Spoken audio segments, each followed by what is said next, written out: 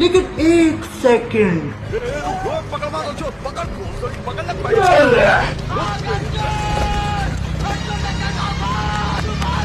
अरे लड़ियों कहाँ भगा जाता है? अबे साले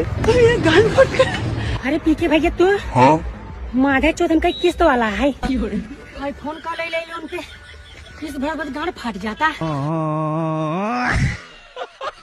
ए झगरू अच्छा इन्हें ऑनरी का भइल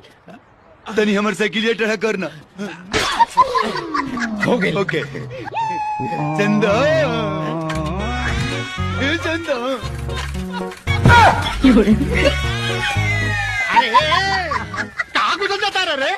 हमरा साइकिल का हैंडल टेढ़ा हो गइल बा सीधा कदा बड़ा सुंदर बड़े यार सुंदर रे तार दुकान का टायर बा का ट्यूब बा का रिंग बा का सीट कमर बा